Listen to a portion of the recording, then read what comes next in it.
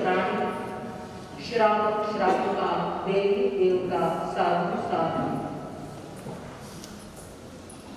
सभी के आंखों से प्रेम ही प्रेम बरस रहा है।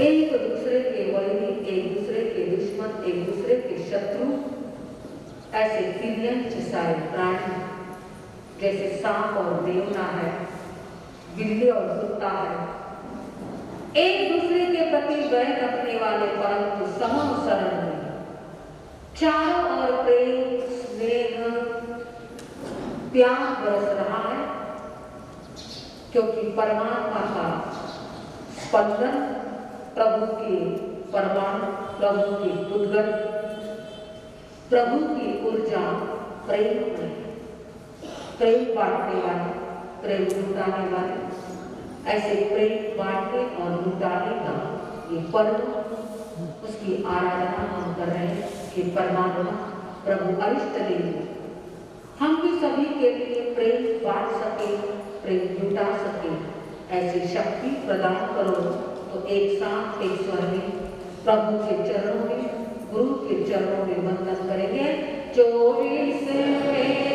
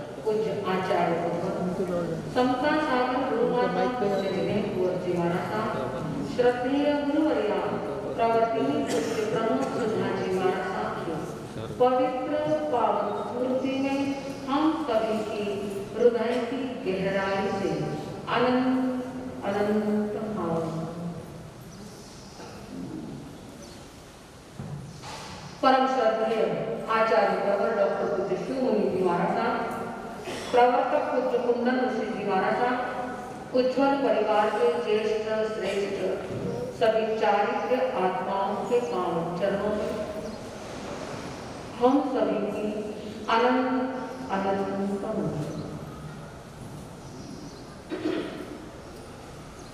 श्रीमिंदर स्वामी जी आपकी आज्ञा, गुरुदेव भगवान आपकी आज्ञा, सद्गुरुनाथ आपकी आज्ञा, पूज्य गुरुदेव जी मानसाथ आपकी आज्ञा, सुधर्मा स्वामी जी आपकी आज्ञा, जम्बू स्वामी जी आपकी आज्ञा, अंतगढ़ सूत्र की आराधना करने के लिए आपकी आज्ञा लेंगे। तीर्थंकर परमात्मा के श्री चरणों में वंदन नमस्कार करते हुए श्रुतदेव आराधना की आज्ञा देते हैं। सभी बोलेंगे नमो सूर्य देवयाय, नमो सूर्य देवयाय, नमो सूर्य देवयाय, नमो सूर्य देवयाय, नमो सूर्य देवयाय। वर्धमान शरणं पवचामि, वर्धमान शरणं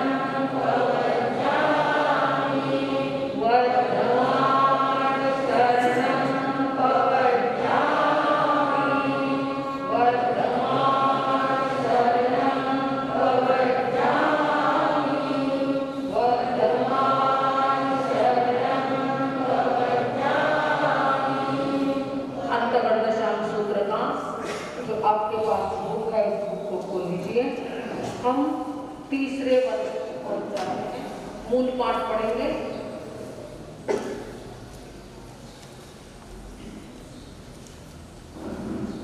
जैनम मते सम्मेलनम जाम संपत्तेन अठमस अंगस दोच्चस अगस ऐवठेपणस्य तच्चसनं मते अगस सम्मेलनम जाम संपत्तेन एठेपणस्य एवं कुलुलम सम्मेलनम जाम संपत्तेन अठमस अंगस तच्चस अगस अंतगतसानं तेरस अध्ययनापणता तंजहा अनियसेने अनंतसेने अजयसेने अनियु देवसेने सप्तसेने सारणे गए सुमुहे दुमुहे कुवे डाबले अनादित्य जैनम मंत्र सम्मेलनम जासंपत्तेन मठमसांगस्य अंतर्गतसणं तच्चस्य वक्कस्य तेरस्य अध्ययनापणता तंजहा अनियसेन जा अनादित्य परमसनं मंत्र अध्ययनस्य अंतर्गतसणं सम्मेलनम जासंपत्तेन के अत्यपणते एवं कुर्वन् तेनं कारणं तेनं समयनं बद्दिलपुर नामक नैरेयुक्ता ऋतिक्यनीय समिति मंडल तस्तनं बद्दिलपुरस्य नैरस्य बहिया उत्तर पुरथी में दिशी भाई श्रीमणे नामक उज्जानी होता मंडल जेसत्तु आया तत्तनं बद्दिलपुर नैरते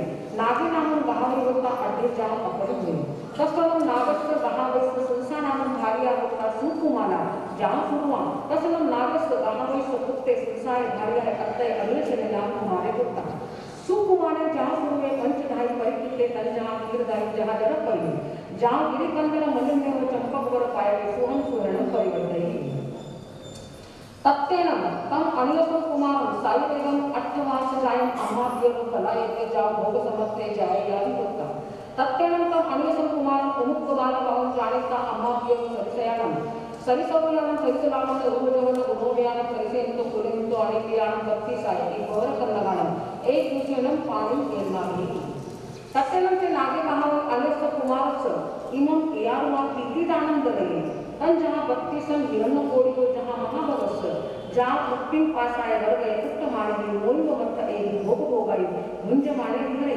एनम कानेनम केनम समणम अर्थारितने जा समोसरे सिंगणे उच्चाने आहा पड़े नो उपगम जा विहरे परिसाने गया तत्तेनं तस्य अनियस्य कुमारस्य मोहया यनसत्तम जहाँ कोई तहाँ नवरम सामान्य माले चौदस कोवाई अविजयी विषम वासाई पर्याव शेषम तयो जाव से कुंचे कोवळे मासियाय सदेजनाने जाव सिद्धे एवं कुरुदं सम्मेलनं जाव संपत्तेन मठमसांगस्य अंतर्गतसानं तच्चस्य वक्कस्य पडम अध्ययनस्य ऐवत्य पणते एवं जहाँ अनियसे एवं शेषामि अनंतसेनो अजयसेनो अनिहरि देवसेने सत्तुसेने छ अध्ययना एक गम पत्ती सामदाव विषम वासा पर्याव 14 कोवाई अभिजंती सेक्तुंजे जाव सिद्धा छतम अध्ययनं सम्मतम जैनम मध्य उत्सव सत्तहस्त तैनम कारणम तैनम समयनम बारवन्य नगरी जहाँ पढ़ने नगरम वसुदेवी राया धारुणी देवी सिंहो सिंहने सारणी कुमारे 50 14 कुवा विषम वासम पर्यावशेषम जहाँ गोल जाव सिद्धे सिद्धे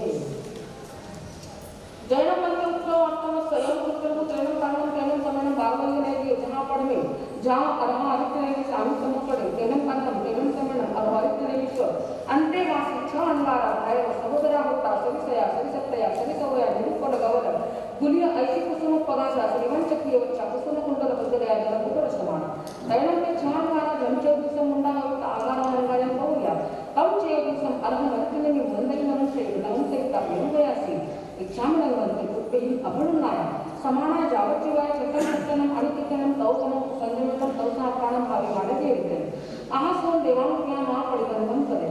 Tayanam Ke Chandara Araharitanimuna Abunaya Samana Javachivaya Chakaranam Jav Viharanti.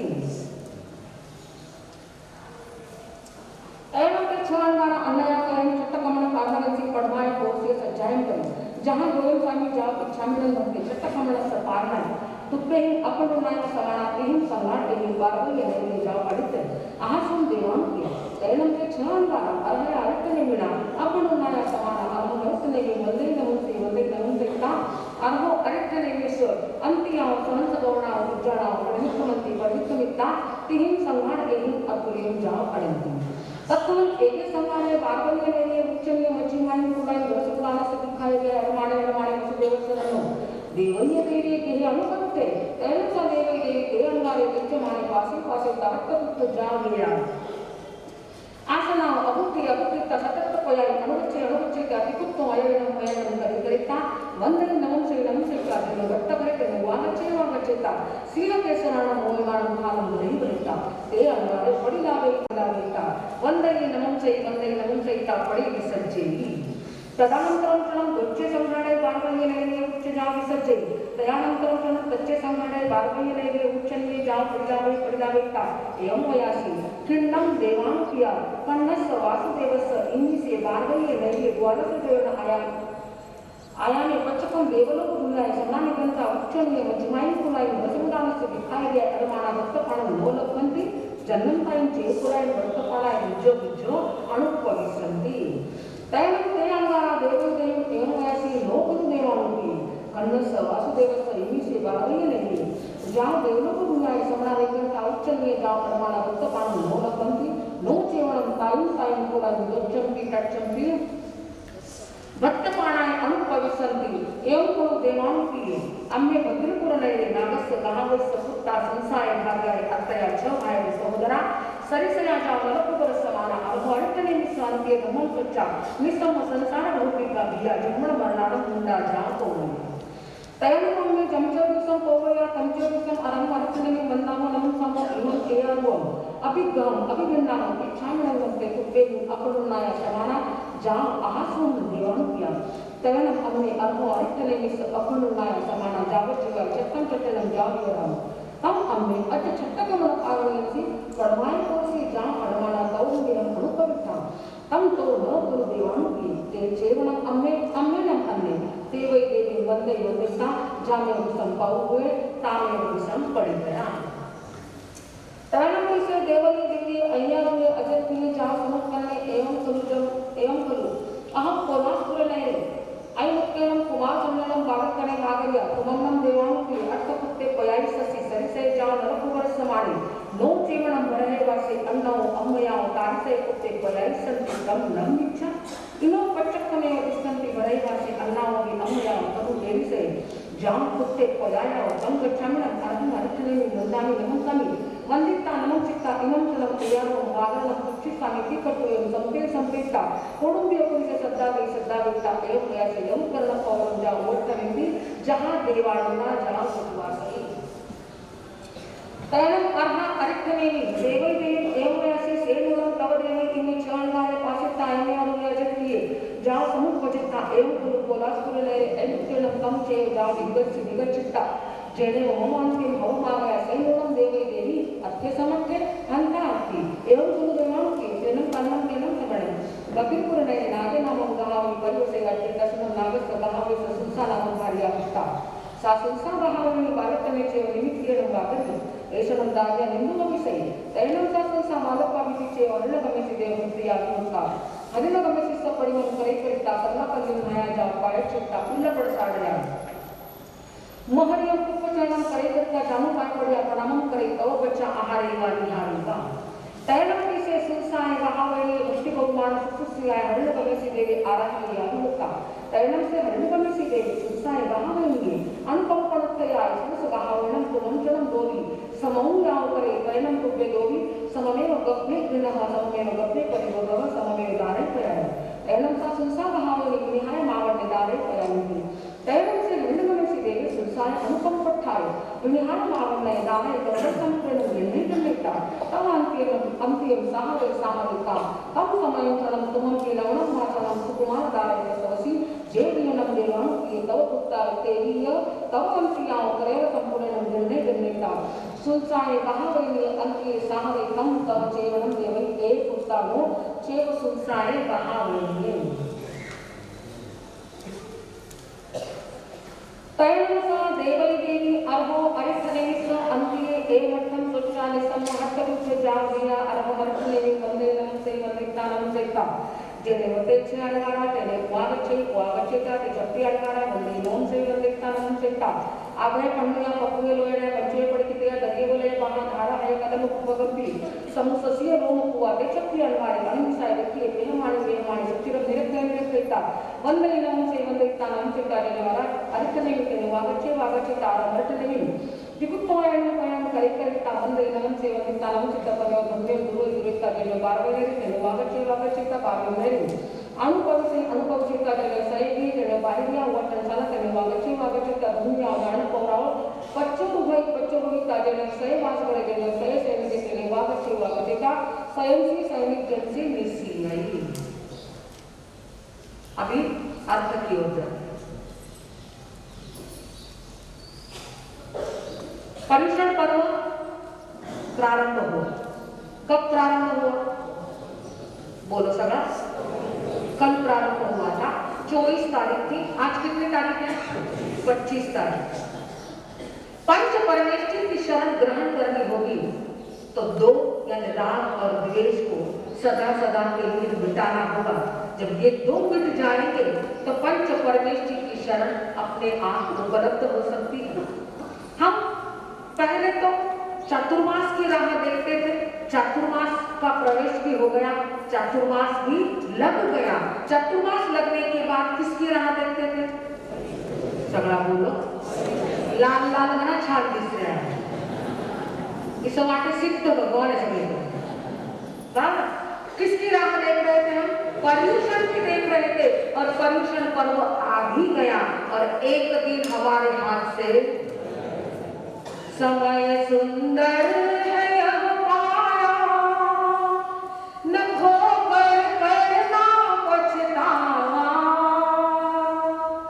समय सुंदर है यह पाया न खोकर करना पछतावा समय का लाभ तुम ले लो दिलाने पर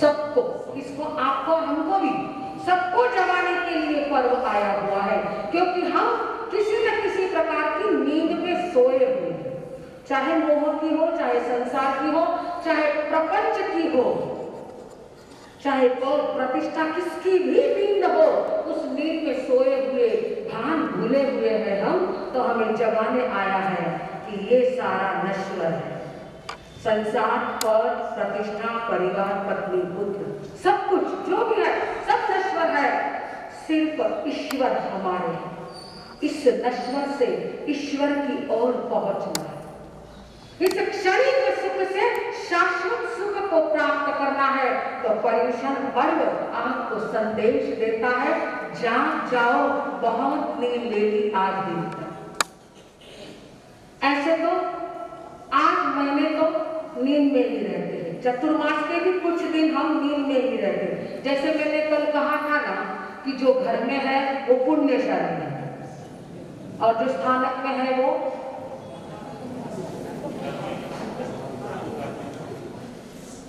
भाग्यशाली, बराबर भाग्यशाली है।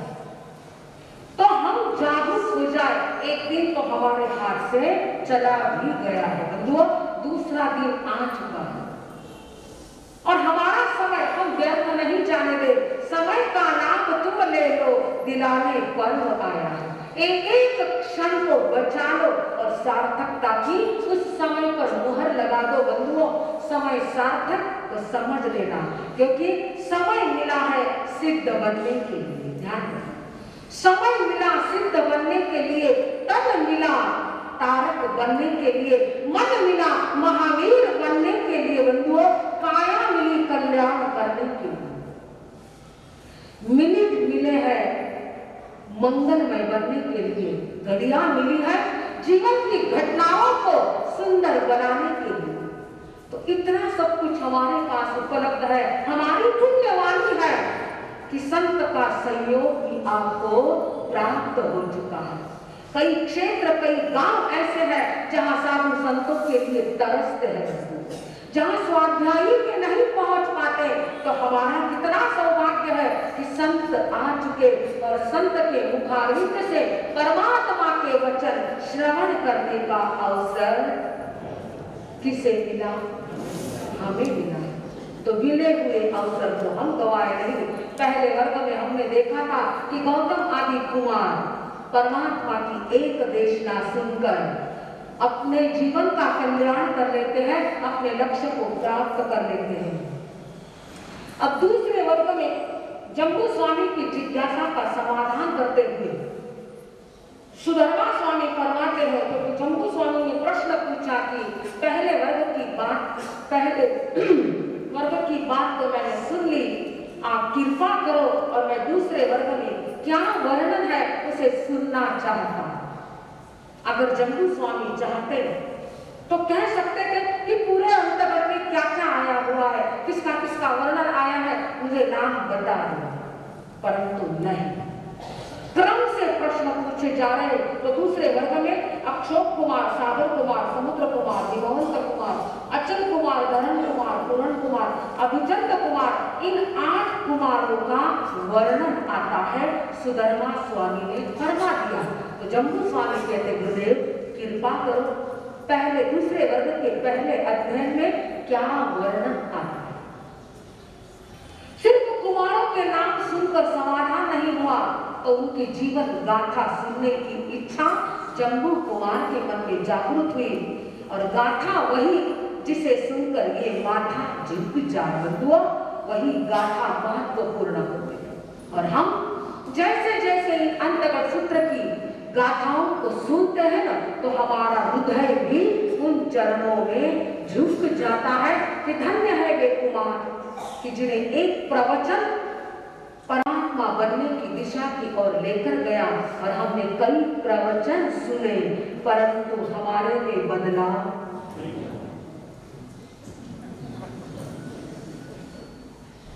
ऐसा बोलो, बदलाव नहीं आया, ऐसी बात नहीं है। अंश मात्र भी क्यों न हो, थोड़ा बहुत तो परिवर्तन होता ही है, परंतु जिस मात्रा में होना चाहिए उस मात्रा में परिवर्तन होता नहीं, तो हम प्रयत्न अवश्य करेंगे। इनके जैसा नहीं, परंतु थोड़े थोड़े भी हम आगे अवश्य बढ़ेंगे। ऐसा विचार हमारे मन में हम जागरूक करें। तो दूसरे वर्ग के पहले अध्याय में क्या फरमाया, तो जम्बू स्वामी की जिज्ञासा का समाधान करते हुए सुधर्मा स्वामी फरमाते, हे आयुष्मान जम्बू, कितने सुंदर संबोधन है बंधु। कभी देवानुप्रिय कहते हैं, कभी आयुष्मान कहते हैं। ऐसे नहीं कहते कि हे जम्बू सुन ले करके, ऐसी बात नहीं। हम शास्त्र श्रवण करते हैं ना, तो एक बात का अवश्य ध्यान रखें कि हमारी भाषा हम सुधारें, हमारी बोली को हम ऊंचाई तक ले जाएं। और कल मैंने कहा ना कि हमारी भाषा से ही हमारा परिचय होता है। तो हमारा खानदान किस प्रकार का है उसका परिचय देने के लिए हम हमारी भाषाओं को सुधारें। सुधर्मा यही सीखे, हे आयुष्मान जम्बू।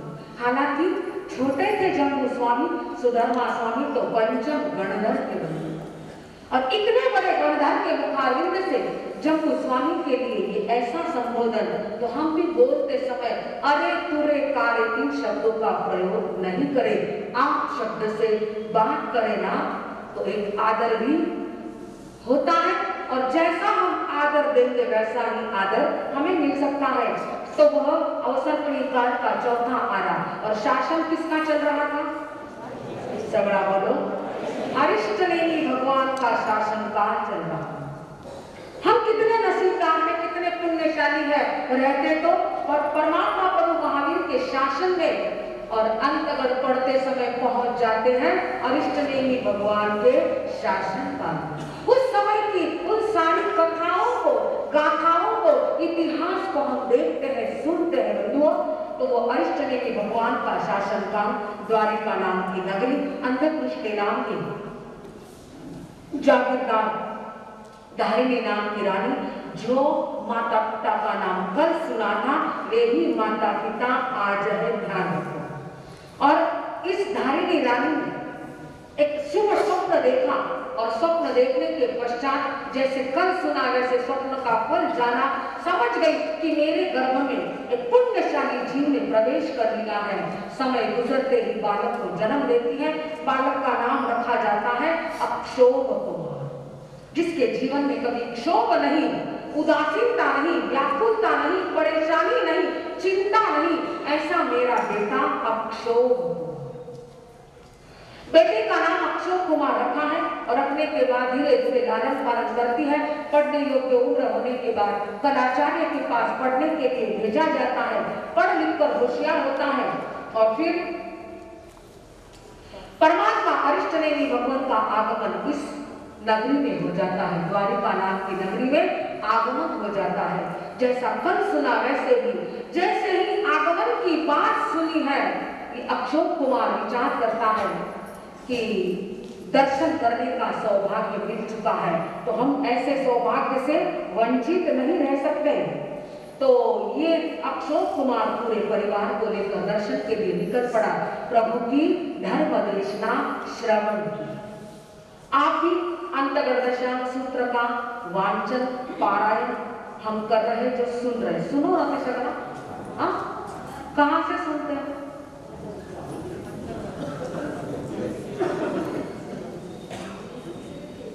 कहां से सुनते हैं?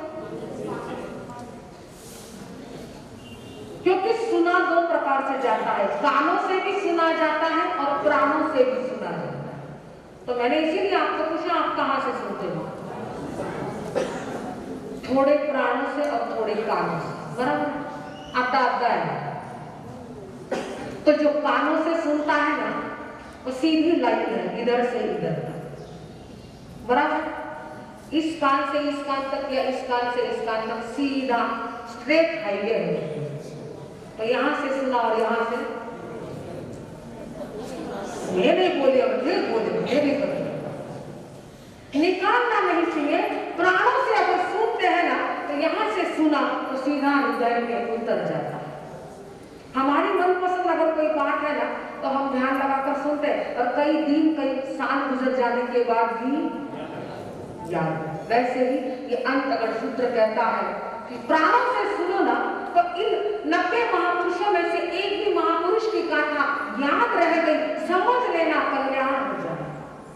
एक ही महापुरुष, ज्यादा नहीं बदलो।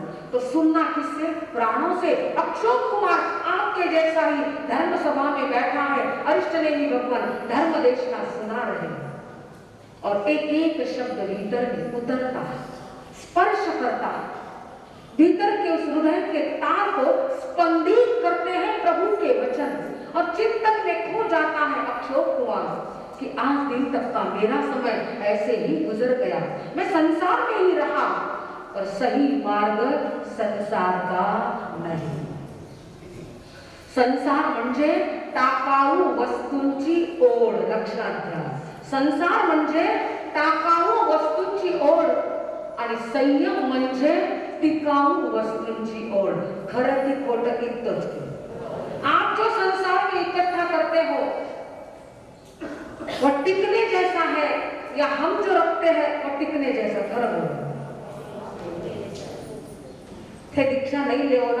मानोगे पर चोखा बोलो थोड़ा सा। हमारे पास जो है ना बंधु वो टिकने जैसा यानी यहाँ से वहां जाएंगे ना तो साथ में हमारी आराधना, हमारी धर्म साधना, हमारी संयम साधना, ये सब हमारे साथ रहेंगे। और आप जो भी इकट्ठा करोगे शोकेस में रखने का, ये रखने का, वो रखने का, संसार म्हणजे टाकाऊ वस्तूंची ओढ, लक्षात। आणि संयम म्हणजे तो आपको क्या चाहिए? टाकाऊ किती कम? देखो बेटा,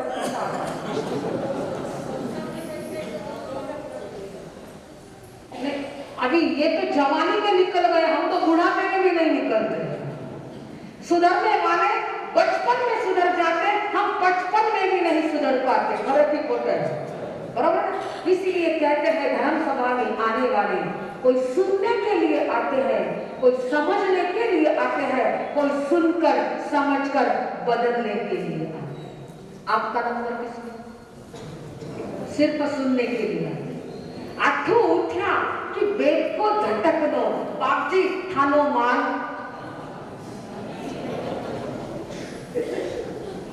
देखो मैं तो देखो जी को बोलूँ तो यहाँ से निकलते वक्त सुनना नहीं, सुनकर समझना, थोड़ा चिंतन करो।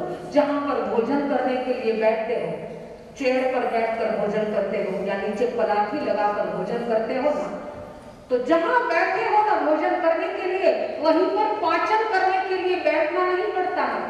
भोजन करने के बाद 3 घंटे वहां नहीं बैठते कि खाया हुआ सारा पाचन हो जाए, फिर तो आप निकल जाते हो अपने काम पर। वैसे ही यहाँ पर ज्ञान का भोजन परोसा जाता है ना, तो परोसने के बाद आपने ग्रहण तो कर लिया, अब उसका पाचन करना है। तो घर हो, दुकान हो, ऑफिस हो, मकान हो, जॉब हो, जो भी हो, वहां जाकर भी चिंतन करना यानी पाचन करना। नहीं तो यहाँ पर सुना और यहीं पर भूल गए ना तो कोई मतलब नहीं। फिर सिर्फ सुनना होगा, कोई सुनने के लिए, कोई समझने के लिए, कोई सुनकर समझकर बदलने के लिए आते हैं। ये अशोक कुमार बदलने के लिए ही तो पहुंचा था और उसने क्या किया? पूरी परमात्मा की वाणी को श्रवण कर लिया है। और जैसे ही धर्मदेशना पूरी हुई, सारे लोग निकल गए। अशोक कुमार प्रभु के पास पहुंच कर कहता है, परमात्मा मैं संसार में रहना नहीं चाहता, संसार के भावों से मुक्त होना चाहता हूं। एक घोषणा आती है, कोई भी व्यक्ति दीक्षा लेता है ना, तब घोषणा देते हैं कि इस बहन ने क्या किया संसार का। तो ये घोषणा सही है कि गलत है?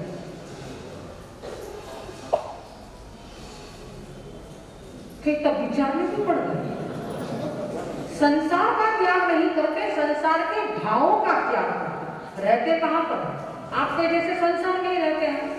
सिर्फ आपके मन में जो सावध के विचार चलते, सावध की क्रियाएं आपके द्वारा होती है ना, उन सारे भावों का त्याग होता है। तो यहाँ पर ये अशोक कुमार कहता है कि प्रभु मैं संसार के सारे विषय वासना के, प्रपंच के भावों से मुक्त होना चाहता हूँ। इन चरणों को छोड़कर कहीं जाने की इच्छा नहीं। परमात्मा तो एक ही बात कहते, आहा सुहम देवान दिया मां परिबंध करे। हे अशोक कुमार, जैसा तुम्हें शुभ लगे वैसा करो, पर शुभ कार्य में विलंब मत, देरी मत करो। संसार के सारे कामों को छोड़कर सबसे पहले धर्म कार्य में, शुभ कार्य में लग जाना चाहिए। दीपावली के समय लिखते हो ना शुभ लाभ, लिखते हो ना, तो पहले लाभ लिखते कि पहले शुभ लिखते? शुभ करोगे तो ही लाभ होगा ना, अन्यथा लाभ नहीं हो सकता है। जिन्हें तपस्या है जिसका उपाय देखो तो आसन उत्सव हो जाए, तपस्या करो, आओ कटाने जी उठाओ।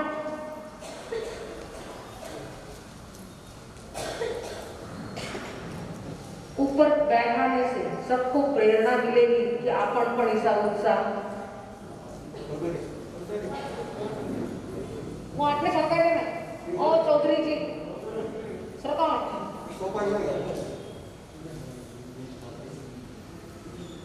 आटले पण बाकी बेना बजाया वाला असल जिन्हें तेला तेला रागे का ऊपर आ जाओ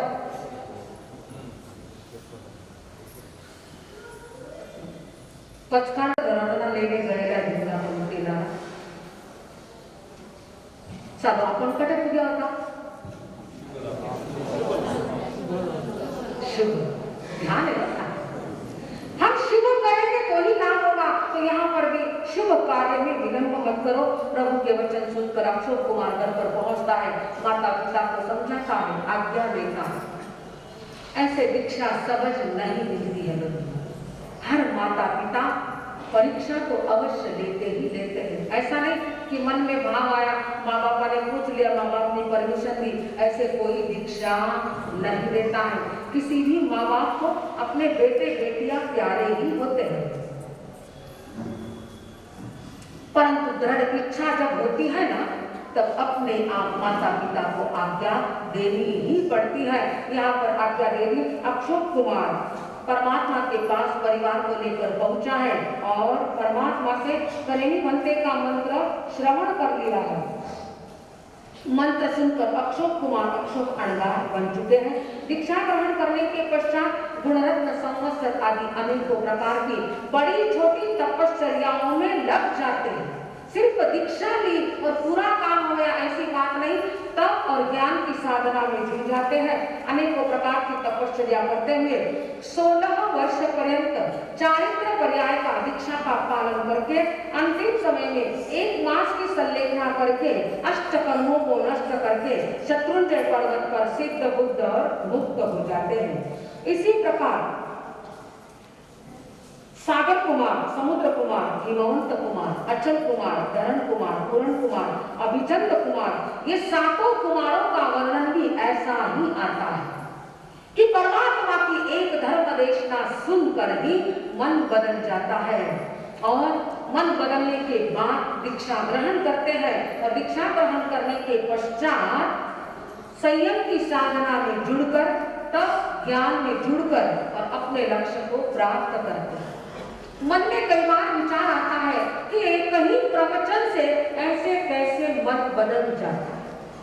क्या उनका मन मोम का बना हुआ है और हमारा मन लोहे का बना हुआ है? ऐसी कोई बात उन पर असर होता है, हम पर असर क्यों नहीं होता? कई कारण से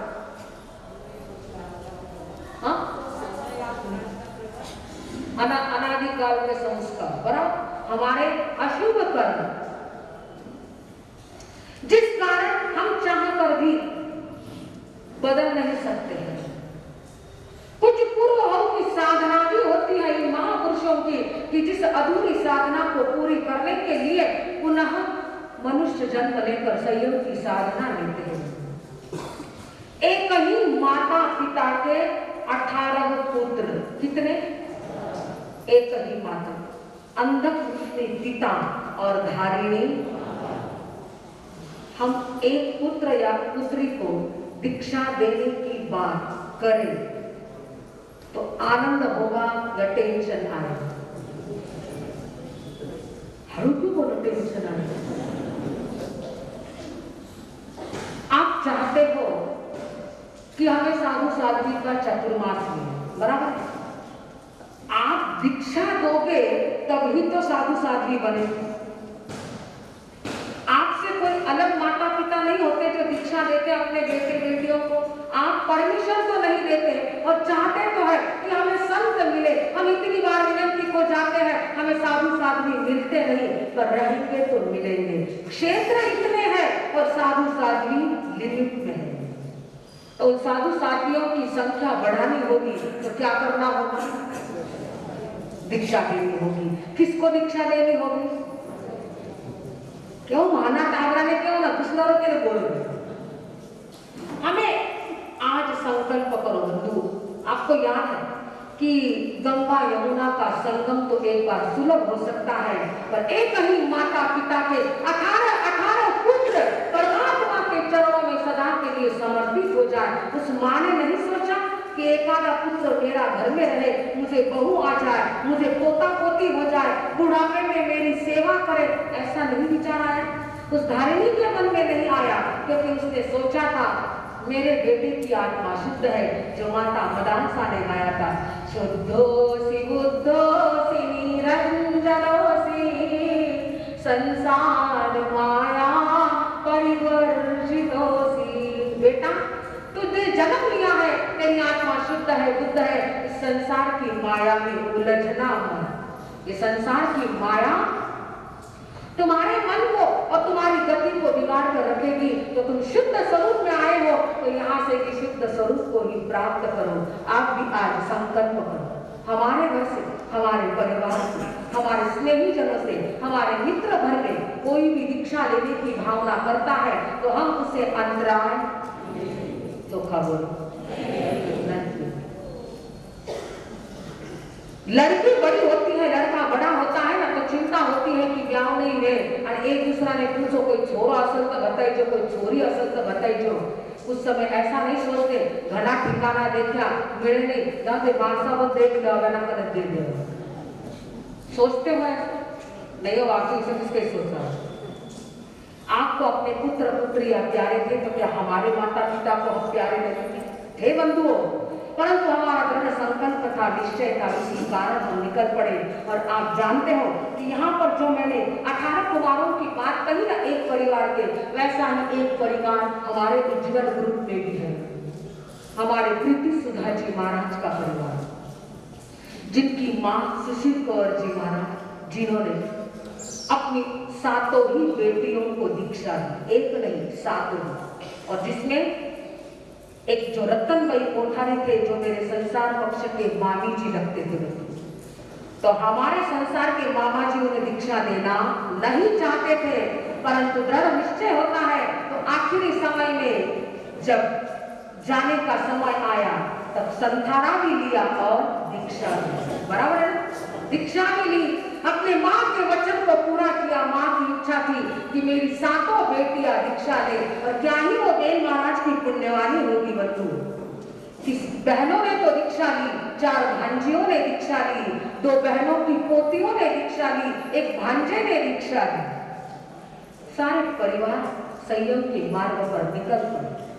तो ऐसे परिवार बड़े गिरले होते हैं बंधुओं। यहाँ पर कि ये धारिणी रानी और अन्य कुछ नहीं, पिता के ये 18 पुत्र दीक्षा ले चुके हैं और अपने लक्ष्य को प्राप्त कर चुके हैं। अब हम पहुंचते हैं हमारे तीसरे वर्ग की ओर। तीसरा वर्ग बड़ा रसीला है बंधुओं, बड़ा आनंद आता है उस तीसरे वर्ग को सुनने में। और जो अंतगत दशांग सूत्र सुन रहे 2 वर्ग तो हमारे पूरे हो चुके। 18 कुमारों का वर्णन हमने सुन लिया है बंधुओं। अब तीसरे वर्ग में क्या आता है बंधुओं देखिए। जब तो स्वामी ने जिज्ञासा की कि सुधर्मा स्वामी के चरणों में विधियुक्त वंदना नमस्कार किया। जब भी सवाल पूछा है ना बंधुओं, तब उसी समय एक वंदना करके मुझको मत्थे वंदना में कहते नहीं कहा कि मेरे सवाल का जवाब दो, मेरी जिज्ञासा का समाधान करो। तीनों जब भी मन में जिज्ञासा आई, जब भी प्रश्न आया, जब भी सवाल आया ना, तो 3 बार वंदना की है। और वंदना करने के पश्चात प्रश्न किया कि आपको साता हो, अनुकूलता हो, तो मैं ये जानना चाहता हूँ। सीधे सरल शब्दों में, पर अहोभाव, आदर, समर्पण, रिस्पेक्ट के साथ सुदामा स्वामी के सामने बात रखी। मनुष्य जन्म तो प्राप्त हो जाता है पुण्यवाणी से, सारी सुख सुविधाएं मिल जाती है, लग्जरी लाइफ भी मिल जाती है, घर में सारे साधन भी उपलब्ध हो जाते हैं, परंतु जो उनमें ही उलझ जाता है ना बंधुओं, वो फंस जाता है। और इतना सब कुछ प्राप्त होने के बाद जो उसमें से ऊपर उठता है ना, उन्हें शास्त्र में स्थान मिल जाता है। तो शास्त्र में स्थान जिन्हें मिला, उन कथाओं को हम श्रवण कर रहे हैं। तो जम्बू स्वामी ने पूछा है सुधर्मा स्वामी से, प्रभु आपके मुखारविंद से 2 वर्ग की 18 कुमारों की बात तो मैंने सुन ली है, अब तीसरे वर्ग में आप क्या फरमाते हैं? परमात्मा ब्रह्म महावीर से आपने क्या सुना? तो मैं उसे श्रवण करना चाहता हूँ। आप कृपा करो, आप अनुग्रह करो, आप मेहरबानी करो, मैं श्रवण करना चाहता हूँ। तब सुधर्मा स्वामी ने कहा, हे देवान प्रिय जम्बू, परमात्मा प्रभु महावीर के मुखारविंद से मैंने जो श्रवण किया है, तो अंतर्गत दशांग सूत्र के तीसरे वर्ग में 13 अध्ययन आते हैं। पहले वर्ग में 10, दूसरे वर्ग में 8, अब तीसरे वर्ग में 13 अध्ययन का वर्णन आएगा।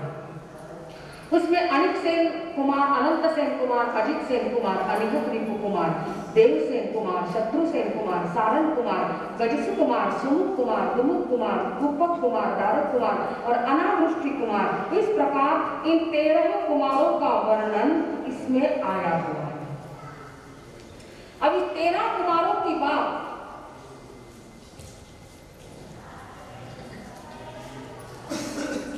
अत्यंत वरिष्ठ ने भगवान का शासन काल चौथा आरंभ और बद्दिलपुर नाम की नगरी, 2 वर्ग में कौन सी नगरी थी? द्वारिका नगरी थी। कौन सी नगरी थी? द्वारिका। आज आती है बद्दिलपुर नगरी में। बद्दिलपुर नगरी में ईशान दिशा में श्रीवन नामक उद्यान था और उसी बद्दिलपुर नगरी में जितशत्रु नाम के राजा राज्य करते थे। द्वारिका नगरी में कौन राज्य करता था? कौन? अंधकृष्ण जागीरदार था, श्री कृष्ण वासुदेव का राज्य था। यहाँ पर बद्दिलपुर नगरी में जितशत्रु नाम के राजा राज्य करते हैं। और जैसे एक राज्य में, एक गांव में, एक शहर में अनेकों जाति के, अनेकों धर्म के लोग रहते हैं, हर प्रकार की जाति, हर प्रकार का धर्म, हर प्रकार की कौम के लोग रहते हैं ना, वैसे ही इस बद्दिलपुर नगरी में भी हर धर्म के लोगों का निवास था। और उन्हीं लोगों में एक नाग नामक समृद्धशाली गाथापति निवास करता था, जिसके पास संपत्ति तो अटूट थी और जिसकी धर्म पत्नी का नाम सुनसा था, जो बड़ी धर्मनिष्ठ थी। और इस नाग गाथापति और सुनसा गाथा पत्नी के पुत्र का नाम था अनिक सेन कुमार। ये अनिक सेन कुमार जब जन्म लेता है ना, तो 5 भाइयों के द्वारा उसका लालन पालन, उसको संभालने की जवाबदारी दी जाती है। और ये चंपक वृक्ष की भांति जिसका लालन पालन किया जाता है। शब्द आता है चंपकवर पायवे सुहम सुहेणम विहरे। चंपक वृक्ष की उपमा लालन पालन के लिए दी गई है। उसका कारण क्या? चंपक वृक्ष गुफा में सुरक्षित रहता है, बाहर नहीं। गुफा के भीतर चंपक वृक्ष का पल्लवन होता है, पुष्पित होता है। वैसे ही हर छोटा बालक माता पिता की गोद उसके लिए चंपक वृक्ष होती है। बालक सुरक्षित हमेशा माता पिता की गोद में ही रहता है। पर हम क्या करते हैं? जन्म तो दे देते हैं और आगे की सारी जिम्मेदारी किसके हाथों में सौंपते हैं? नौकरानी से। बराबर है? बचपन में ही बाई की आदत लगा दी, ध्यान और दूध पीने के लिए बोतल दे देते हैं। बराबर?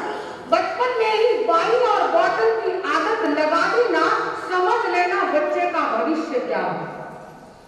सुनने में कड़वा जरूर लगेगा आपको, पर ध्यान रखना। और हमारे पास आकर बड़े शान से कहते हैं, बाप जी मारो छोरो मारा कन नहीं रहे, मारा नौकरा निकले मनो चौक रहे। इसमें शान मत समझो, इसमें शर्म समझो कि मेरा बेटा मेरी अपेक्षा मेरी कामवाली के पास अच्छा रहता है।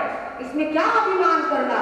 गोद माँ की चाहिए, पिता का कंधा चाहिए। बंधुओं, सुरक्षितता जो माँ के पास होगी, पिता के पास होगी, वो और कहीं नहीं मिल सकती। पर हमें काम प्यारा है, बच्चे का पालन पोषण हमें कोई मायना नहीं रखता। ध्यान रखो, अगर जन्म दिया है तो जीवन देने का भी प्रयास करो, नहीं तो जन्म ही मत दो। अगर संभाल नहीं सकते बेटे के जीवन को, भविष्य को आकार नहीं दे सकते ना, तो जन्म मत दो। जिम्मेदारी लेते हो ना, तो पूरी तरह निभा लो।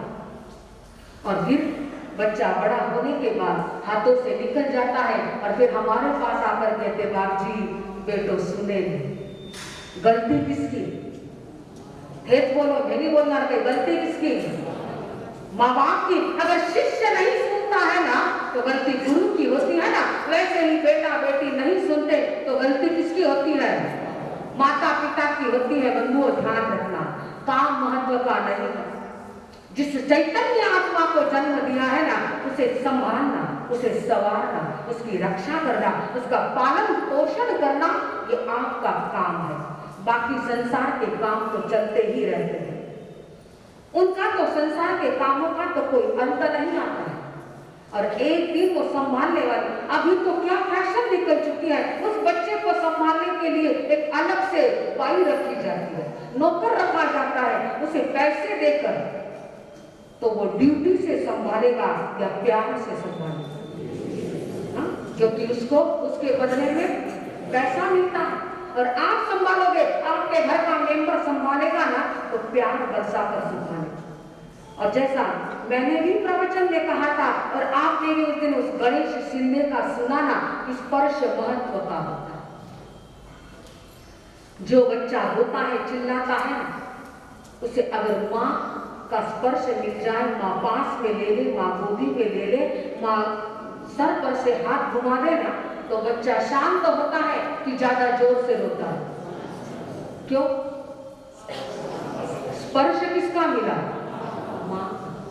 ये ताकत होती है माँ के स्पर्श में और पिता के स्पर्श में। बंधुओं, ऐसा मत समझना कि दायित्व सिर्फ इधर का है, आपका भी उतना ही दायित्व है। आज किसके पास टाइम है कि अपने बेटे बेटियों को समय दे? आप जानते हो आपके पुत्र पुत्रियां कौन सी स्कूल में पढ़ते हैं, कौन से स्टैंडर्ड में पढ़ते हैं, पेरेंट्स मीटिंग होती है, तो आप जाते हो कि ये जाते हैं? कौन जाते हैं? बोलो पढ़कर।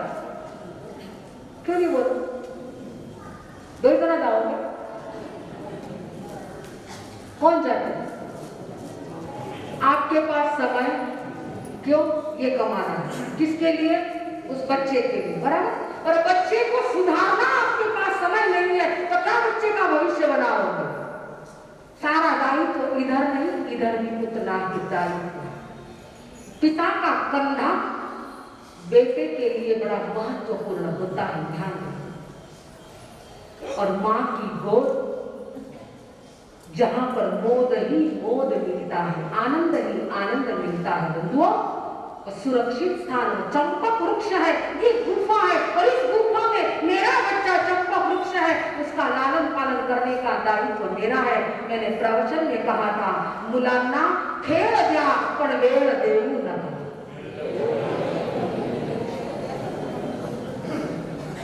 मुलांचे ताण वायू बना पण प्राण वायू बनू नका। याद है ना?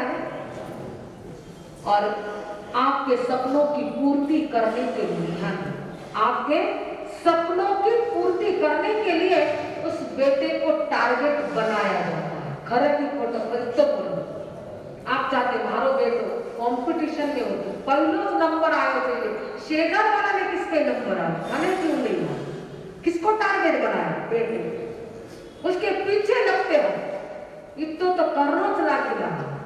मुलांच्या मागे लागू नका, मुलांच्या मागे उभे राहा। लक्षात, मुलांच्या मागे लागू नका, मुलांच्या मागे उभे रहा। और कई बार मैंने वो बात कही, बिहू नको मी तुझा। बस ये उसे अनुभूति हो जाए कि मेरे माता पिता मेरे पीछे, मुझे कोई डरने की आवश्यकता नहीं। परंतु आम्ही काय करतो? मुलांच्या मागेच लागत असतो। इतो खायच पाहिजे, इतो जिम्याच पाहिजे, इन टाइम में अभ्यास करूच पाहिजे, इन टाइम में खेळणे गवच पाहिजे। हा की नहीं? वो शेड्यूल बनाते हो, उस शेड्यूल में ये नहीं आता गांव में संत है तो दर्शन करयाच पाहिजे करके, आता है? नहीं बाप जी, उन्हें घना अभ्यास है, घना क्लास है, घनी ट्यूशन, उन्हें टाइमच नहीं मिला। महत्व किसको दिया? भौतिक शिक्षण को, अंतर के शिक्षण को नहीं। जीवन कैसे जिया जाए उस बात को महत्व नहीं दिया बंधुआ। तो मुलांच्या मागे लागा, मागे उभे राहू।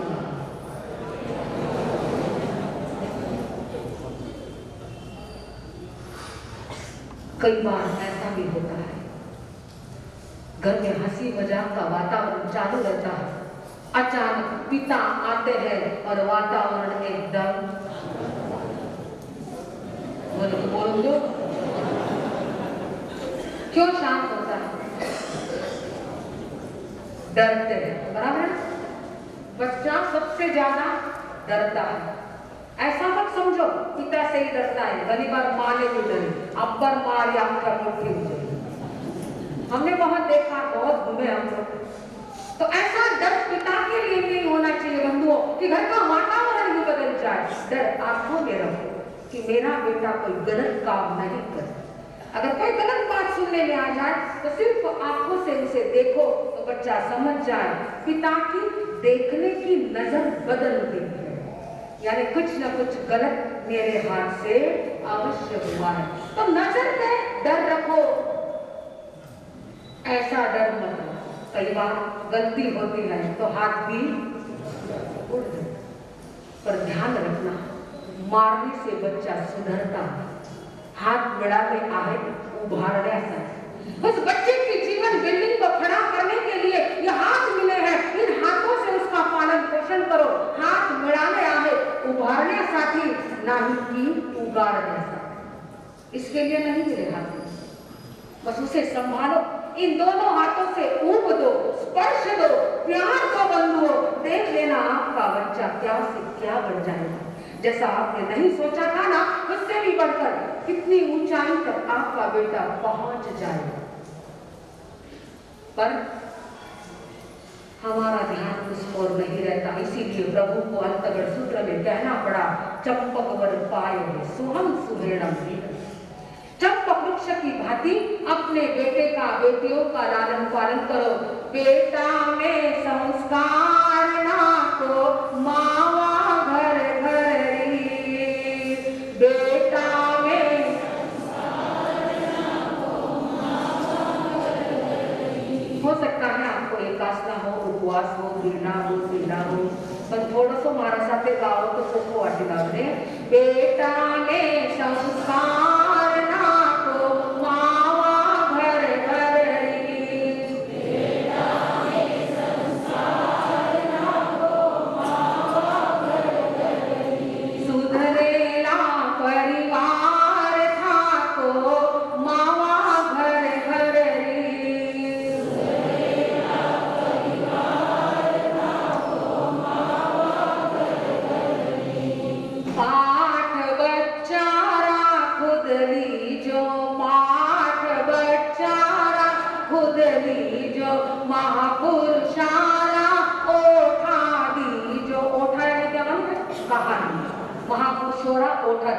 पहले के जमाने में दादा दादी अपने पोते पोतियों को लेकर बैठते थे और फिर अच्छी सी कहानियां सुनाते थे, बराबर ना?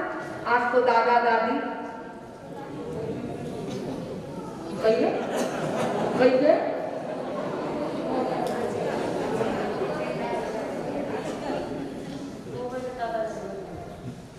दादा दादी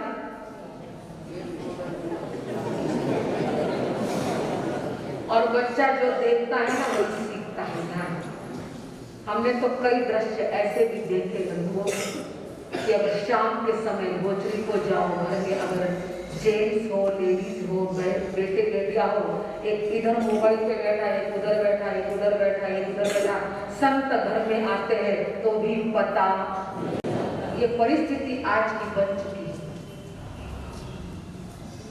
किसी को ध्यान भी नहीं कि संत घर में अंदर तक पहुंच। तो महापुरुषारा ओठा दीजो। और उस समय के बच्चे क्यों इतने आदर्श थे? क्योंकि दादा दादी से कहानियां सुनते। आज तो पहली बार दादा दादी के पास जाने ही नहीं देते हैं, ये भी बात कह दो, कोई गलत नहीं है इसमें, क्योंकि हमने बहुत सुना है, देखा भी है अपनी आंखों से, और हम कई बार हमारी आंखों से आंसू भी बरसा चुके हैं कि दादा दादी के पास पोते पोतियों को जाने नहीं देते, उनके पास जाना बैठना। और बच्चों को दादा दादी बड़े प्यारे लगते हैं क्योंकि उधर प्यार मिलता है, अपनत्व मिलता है। माता पिता के पास तो समय रहता ही है। और बच्चों की पढ़ाई पहले तो माता पिता लेते भी थे, अब आज की पढ़ाई थोड़ी अलग भी हो चुकी है, तो बच्चों को कहाँ भेजते हैं? पहले तो आवश्यकता थी, आज फैशन है, पहले तो आवश्यकता थी, आज फैशन है। मुन्ना है नर्सरी में और 2-2 ट्यूशन है। मुन्ना है और नर्सरी में 2 ट्यूशन, ये फैशन बन चुकी है। नहीं बाबू जी अमर 3-4 क्लास आयो पानी पियो दूसरो क्लास पाछी तीसरो पछे कटे डांस रो क्लास कटे कराटे रो क्लास कटे क्या रो क्लास।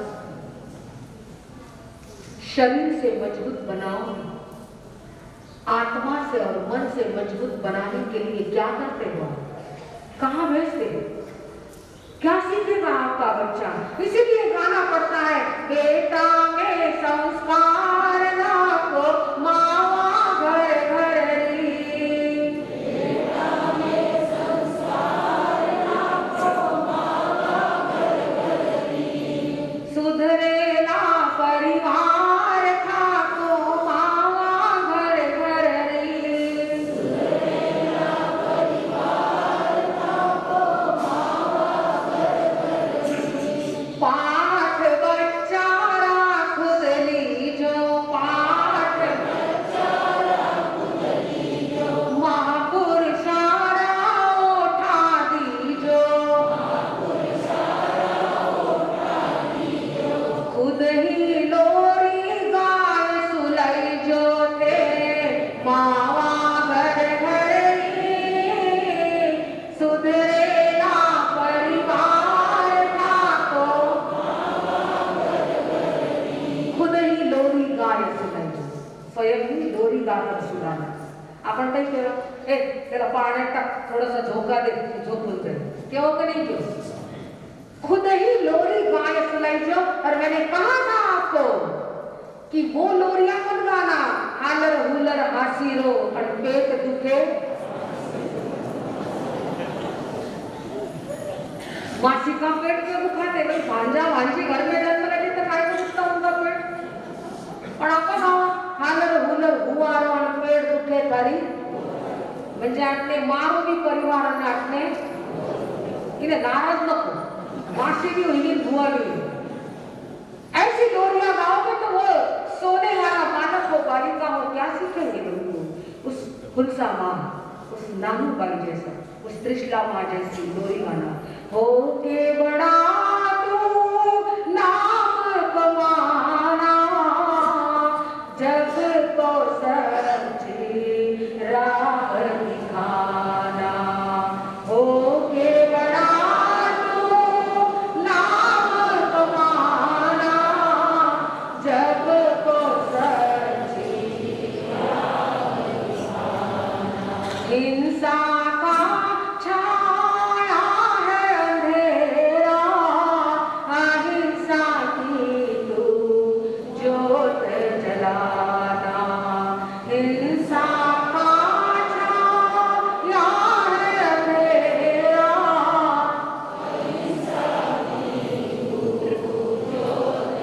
जलाना, अनंत जीवों को रे दुख से छुड़ाना, अनंत जीवों को रे दुख से छुड़ाना, कहता है माँ का दिल ये पुकारे ओ।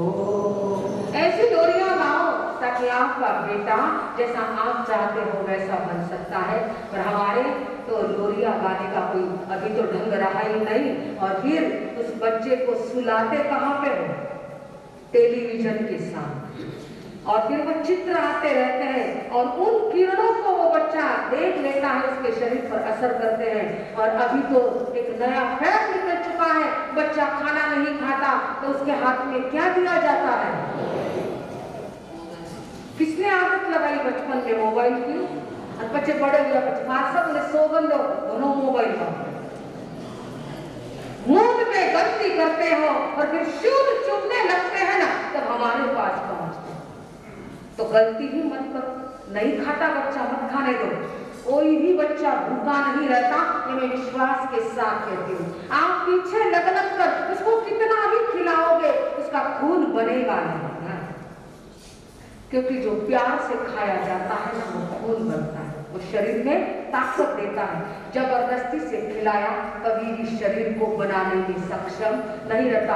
एक एक कवा देता, मोबाइल में ये दे, एक कवा दे, यो दे, क्या अर्थ है उसका? क्या खाता है वो क्या खाता है, क्या पीता है, उसकी क्या टेस्ट है, क्या पता चलता बच्चे को? तो कई बार आप सुने खावन रोज को प्रॉब्लम। आप सोच लो 24 घंटे नहीं भूख मत खिलाओ, देखते कितनी देर भूखा रहता आपका बच्चा, जरूर खाएगा। हम जैसे भी भूख लगती है तो खाते हैं, हमें भी कोई जबरदस्ती बोलता है तो हम बोलते हैं अगर भूख नहीं मैं नहीं खाऊंगा, खा लेगा, उसको खेलने दो। आज तो खेलने के लिए ग्राउंड भी नहीं रहे, दिन भर बच्चा पढ़ाई में, ट्यूशन में, वीडियो गेम में और मोबाइल में है, तो फिजिकली एक्टिविटी है ही नहीं, तो भूख लगेगी कहाँ से?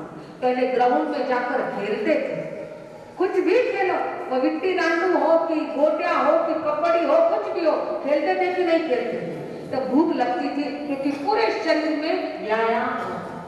आज नहीं होता, तो जब शरीर हिलता ही नहीं, कसरत होती ही नहीं शरीर की, यहाँ से स्कूल से उठे घर जाकर बैठे, घर से उठे ट्यूशन में जाकर बैठे, क्या? और ट्यूशन से उठे वीडियो गेम लेकर बैठे हैं। खेलना कूदना तो अब रहा ही नहीं, तो फिर कहां से भूख लगेगी और कहां से बच्चा खाएगा? तो ध्यान रखो, संस्कार दो बच्चों को। मर्यादा रे घोटी दीजो, मर्यादा सिखाना बहुत जरूरी है। बच्चा कुछ भी बोलता है, बड़ों की एक्शन करता है, दादा हो, दादी हो, पिता हो, चाचा हो, और हमें कहते बापजी उन्हें क्यों ना, दादाजी किसा खोखले, दादाजी किसा चाले, उन्हें पूछो ना, और पूरी एक्शन करके हमें दिखा। इसमें गर्व मत समझो कि आपका बेटा बहुत कुछ सीख लेता है, ये तो आदर नहीं होता बड़ों का। और कोई मेहमान आए, देखो ना सेम दादाजी चाले, खुद चालने बता रहे हैं, क्या फायदा है इसका? उसको आदर सिखाओ। दादा आए तो कैसे उठना चाहिए, कैसे बैठना, कैसे बोलना चाहिए बड़ों के साथ। थोड़ा आगे सर को ले लीजिए, सभी मारी पाया आगे सर को थोड़ी सी लाड़े, बिल्कुल ज्यादा नहीं।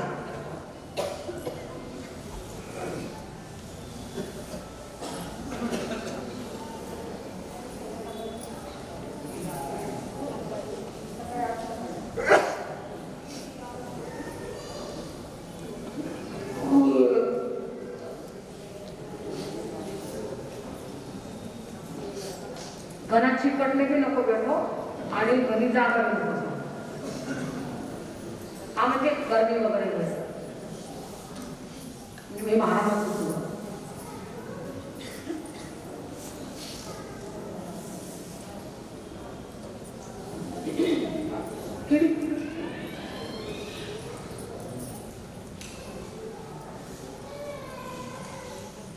मर्यादा रे घोटी दीजो, आदर बड़ारो सिखलाइजो, मर्यादा रे घोटी दीजो, आदर बड़ारो सिखलाइजो, बेटा आदर्श बनाइजो थे, मावा घर धरली सुधरेला,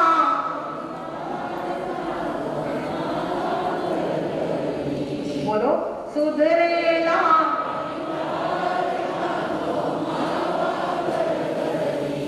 दान दीजो और दिलाइजो, कितना हळू क्यों बोले दान? दान दीजो और दिलाइजो, शान रखजो और रखाइजो,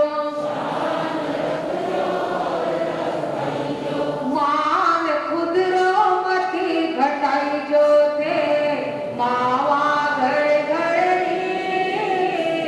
सुधरेला,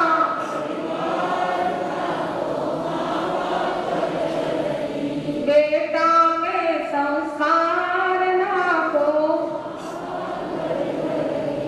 અને કે बीच में नींद આવે ते सात एवंचे जे माणसाने एक 1.5 घंटा म्हणून बोले सर आपण गाऊ लागलो तर शांत हो जाईल लागत ते काय तर मी शांत होऊ शकतो बेटा में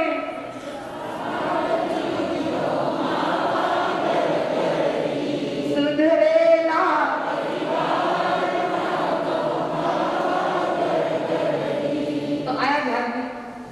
का लालन पालन कैसे करना चाहिए? किसके समान करना? बोलो बराबर है। किसके समान करना? चंपक वृक्ष के समान। आज के बाद ध्यान रखना, शास्त्र सुनते हो तो शास्त्र की बातें और कुछ नहीं तो ये जीवन में लाओ। हम ज्यादा से ज्यादा समय हमारे बच्चों को दें।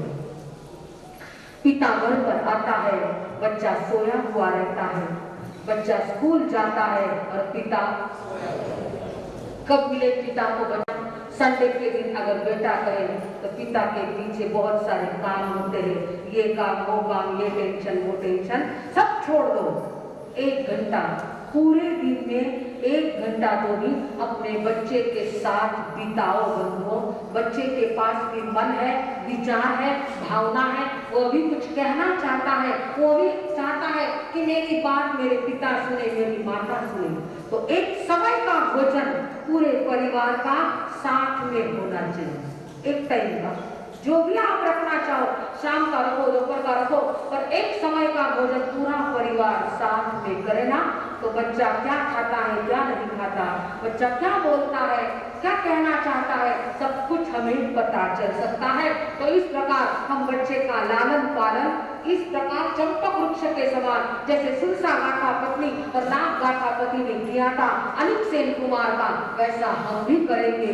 तो आज नहीं तो कल ये तो तीर्थंकरों की गाई गाथा, हमारे बेटों की गाथाएं हमारे गांव वाले, हमारे परिवार वाले, हमारे संघ वाले जरूर गाएंगे। पर उसके लिए आपको मेहनत तो करनी होगी। अब यहाँ पर ये अनिक सेन कुमार जिसका लालन पालन तो माता पिता ने कर दिया, ये पढ़ाई के लिए पढ़ने लायक उम्र हो चुकी, तब पढ़ने के लिए कलाचार्य के पास भेजा है। पढ़कर 72 कलाओं में निष्णात बनकर अनिक सेन कुमार घर पर पहुंचा है और माता पिता ने यौवन अवस्था प्राप्त होने पर एक बड़े श्रेष्ठ कुल के 32 कन्याओं के साथ विवाह हो चुका है। श्रेष्ठी है, साहूकार है, उनकी 32 कन्याओं के साथ अनिक सेन कुमार का विवाह हुआ और इमम एयरवम पीति दानम गलेरी 32 करोड़ का दहेज भी प्राप्त हो चुका है। कल भी हमने देखा 8 करोड़ का दहेज मिला था, आज भी 32 करोड़ का दहेज नहीं मिला। क्या मिला है? प्रीति दान, प्रेम से दिया हुआ दान। एक्चुअली दहेज शब्द का अर्थ भी वही होता है, द यानी देना, हेज यानी हेज। राजस्थान में प्रेम को हेज कहा जाता है, बड़ो हेज। तो जो स्नेह से प्रेम से दिया जाता है उसे ही दहेज कहते हैं। और दहेज का रूप विकृत हो चुका है। बीच के पीरियड में तो बहुत ज्यादा था, आज बंद पेटी में दिया जाता है। पर ध्यान रखें, इस लक्ष्मी के लिए उस लक्ष्मी की अवहेलना मत करना, यही शास्त्र कहते हैं।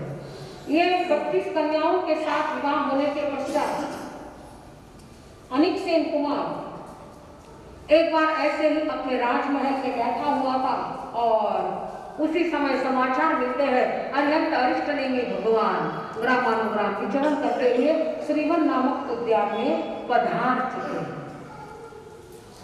जैसे ही समाचार मिले, अनिक सेन कुमार अपने पूरे परिवार के साथ दर्शन करने के लिए अरिहंत अरिष्ट नेमि भगवान के दर्शन करने के लिए निकल पड़ते हैं। जैसे आप लोग पहुंचे हैं वैसे वो भी पहुंचे। जैसे गौतम आदि कुमारों का वर्णन हमने सुना था, वैसे ही ये अनिक सेन कुमार भी धर्म देशना सुनने के लिए वहां पर बैठा हुआ है, जहां परमात्मा की धर्म सभा लगी हुई है। प्रभु के वचन बरस रहे हैं। एक एक अमृत की बूंद ग्रहण करने के लिए अनिक सेन कुमार आंखें बंद करके चिंतन करता है। कहते हैं ना कि उम्र के साथ निगाह बदल जाती है, आदमी के दिल की चाह बदल जाती है। उम्र के साथ निगाह बदल जाती है, आदमी के दिल की चाह बदल जाती है। वर्षों तक प्रवचन सुने कोई फायदा नहीं, कभी कभी एक वचन से भी जिंदगी की राह बदल जाती है। धन्ना शालिभद्र के विषय में आप जानते ही, एक आंसू ने जीवन की दिशा बदल दी। ऐसे ही एक वचन कई बार कमाल भी कर देते हैं और उन्हीं वचनों से जीवन सुंदर और सुखद भी बन सकता है। मीठे मीठे प्रभु के वचन होते,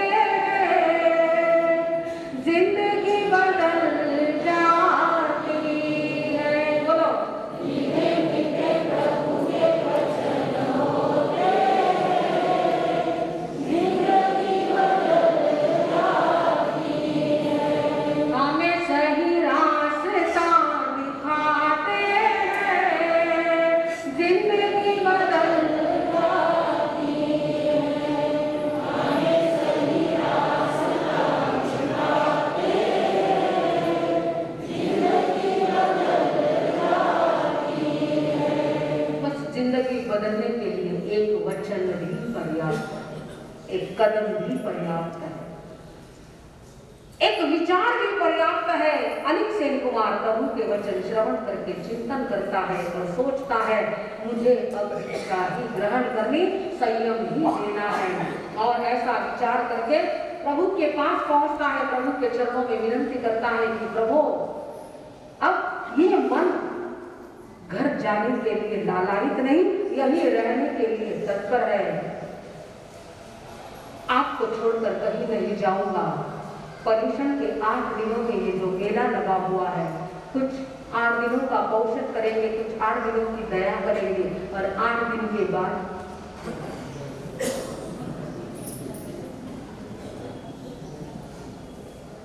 8 दिन के बाद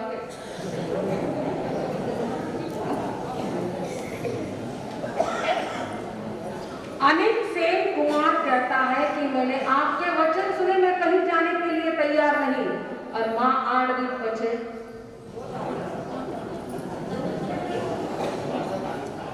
पूछती हूँ। और अनिक सेन कुमार अपने घर पहुंचा है और घर पहुंचने के बाद माता से विनती करता है, पिता से विनती करता है। माता पिता कहते कि 32 कन्याओं को तो शादी करके लाया है, इनका क्या? बोले मैं कुछ नहीं जानता, मैं तो भिक्षा ग्रहण करना ही चाहता हूँ। मुझे कोई भी प्रलोभित नहीं कर सकता, मुझे संसार की राह पर डगमगा नहीं सकती। मैं किसी में फंसने वाला नहीं, अटकने वाला नहीं। मैं इस अटकन से भटकन से मुक्त होने के लिए ही प्रभु चरणों में जाना चाहता हूँ और आप मुझे रोक नहीं सकते। आप अनुमोदना करो और मुझे आज्ञा दे दो कि मैं इस राह पर आगे से आगे बढ़ सकूं। आखिर माता पिता को आज्ञा देनी ही पड़ती है। माता पिता आज्ञा देते हैं। अनिक सेन कुमार अपने पूरे परिवार को लेकर प्रभु अरिष्ट देवी भगवान के चरणों में पहुंचा है। विधियुक्त वंदना की और परमात्मा से विनती करता है, प्रभु अब ये परिधान नहीं कि संयम का बाना पहनना चाहता हूँ, जिस संयम के बाने में सिद्धवती का रिजर्वेशन हो जाता है, मैं वो पहनना चाहता हूँ। ये परिधान रंग बिरंगे नहीं चाहिए, एक ही रंग चाहिए और एक ही कलर चाहिए, एक ड्रेस और एक ही एड्रेस चाहिए। मेरा ड्रेस रहेगा सफेद, मेरा एड्रेस रहेगा अरिहंत अरिष्ट। एक ड्रेस और एक एड्रेस चाहिए और कुछ नहीं चाहिए प्रभु, बस कृपा करो। और ये अनिक सेन कुमार संयम के वस्त्र परिधान करके पंचमुष्टि लोच करके आ जाता है, प्रभु के सामने खड़ा है और विनती करता है, क्योंकि अब क्या सुनना है उसे? हाँ सुनो कि सवाल करेंगे क्या तक सुनाई दे तैयार है सवाल? हाँ तो क्यों खरोखर सुनावणार कथे भावना तो करो कि माणसा आज नहीं तो काले तेच सुनायचो, ते दीक्षा लेव तो भारत बोलायचो। तो ये अनिक सेन कुमार खड़ा है वहां पर और हाथ जोड़कर विनती करता है, प्रभु वर मारा प्राण पिया देर करो ना लीगा मंत्र सुनाओ प्रभुरा प्रभु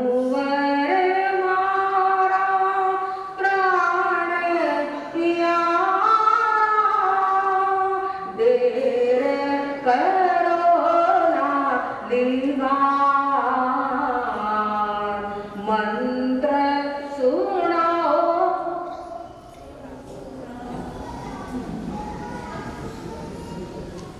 मैं लोरी नहीं गाऊंगी।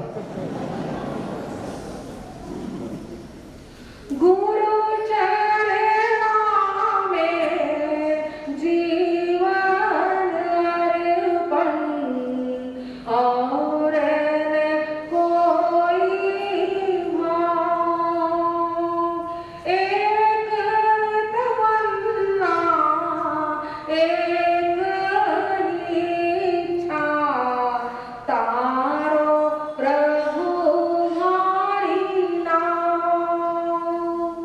चरणा में आयो, चरणा में आयो, विनती सुनो गुरुराम,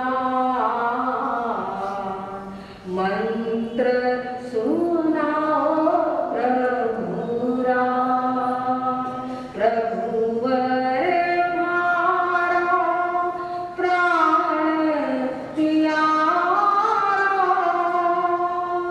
देर करो ना दीवार, मंत्र सुनाओ। विनती करता है, एक ही तमन्ना है, एक ही इच्छा है, बस ये जीवन आपके चरणों में अर्पण कर दिया, अब कोई सवाल नहीं है। इन चरणों की एक ही इच्छा है कि मैं उस मंत्र को सुनना चाहता हूँ। आपकी चरण और आपकी शरण ग्रहण किया है, अब इन चरणों से दूर मत करना और इस शरणों से वंचित मत रखना। और अनिक से कुमार को अरिष्ट ने भी भगवान ने करेमी बनते का मंत्र सुना दिया और ये कुमार अनिक से अणगा बन चुका। दीक्षा ग्रहण कर ली, परमात्मा के चरणों में जाकर बैठा, लोच किया हुआ मस्तक, वो सारे व्हाइट सफेद कलर के वस्त्र, चेहरे पर देखो तो इतनी खुशी, इतना आनंद, मानो स्वर्ग का सुख मिल चुका। परिवार देखता है कि जितनी खुशी, जितना आनंद घर में भी नहीं था अनिक सेन के, उतना आज चेहरे पर दिखाई दे रहा। दीक्षा ग्रहण करने के पश्चात ये अनिक सेन अणगार सामायिक आदि 14 पूर्व का ज्ञान ग्रहण करता है, 20 वर्ष पर्यंत चारित्र पर्याय का पालन करता है और गुण रत्न संवत्सर नामक तप की आराधना करता है। देखो, सोचो, थोड़ा चिंतन करो। महल से निकला है, प्रभु के चरणों में पहुंचा, दीक्षा ग्रहण की, कोई पहले तप नहीं किया था, एकादशा नहीं, आयंबिल नहीं, सीधा गुणरत्न संवत्सर तप में पहुंचा है। ये तप 16 महीनों में संपन्न होता है। कितने महीनों में? 16 महीनों में संपन्न, जिसमें 407 दिन तपस्या के होते हैं। गुणरत्न संवत्सर तप में 407 दिन तपस्या के और 73 दिन पारने के होते हैं। इस तप में पहले महीने में उपवास करके पारना, दूसरे महीने में बेला करके पारना, तीसरे महीने में तेला करके पारना, इस तरह बढ़ते बढ़ते 16वें महीने में 16 उपवास करना और पारना करना। इस प्रकार के कठिन तप की आराधना इस अनिक सेन अणगार ने भी की थी। और उसके पश्चात जब शरीर कृष्ण बन चुका, निर्बल बन चुका, तो उस समय चिंतन किया कि अब ज्यादा तो कुछ मेरे शरीर से होगा नहीं, क्यों न मैं परमात्मा की उस राह को अपना लूं कि जहां मेरी आत्मा शुद्ध बुद्ध और निर्मल हो सकती है। और 1 मास का संधारा ग्रहण करके अंतिम समय में शत्रुंजय पर्वत पर साधना संपन्न करते हैं, अष्ट कर्मों को नष्ट करके सिद्ध बुद्ध और मुक्त हो जाते हैं। इस प्रकार अनिक सेन घुमा और उसके बाद अनंत सेन, अजित सेन, अनिहत, विपुदेव सेन, शत्रु सेन आदि 5 कुमार भी इसी प्रकार दीक्षा ग्रहण करके संयम की साधना, तप की आराधना में लग जाते हैं और 20 वर्ष पर्यंत चारित्र पर्याय का पालन करते हैं। सामायिक से लेकर 14 पूर्व का ज्ञान भी प्राप्त करते हैं और अंतिम समय में छोटी बड़ी तपश्चर्या करते हुए सिद्ध, बुद्ध और मुक्त हो जाते हैं। इस तरह तीसरे वर्ग के 6 अध्याय पूरे हो चुके। आगे की बात अवसर के अनुसार आग में तिविहे पड़ते तंजा सुतागम में अर्थागम में तरुभयागम में, इस तरह 3 प्रकार आगम रूप ज्ञान के विषय में जो कोई अधिकार लगा हो तो जब वर्गम वैचारिक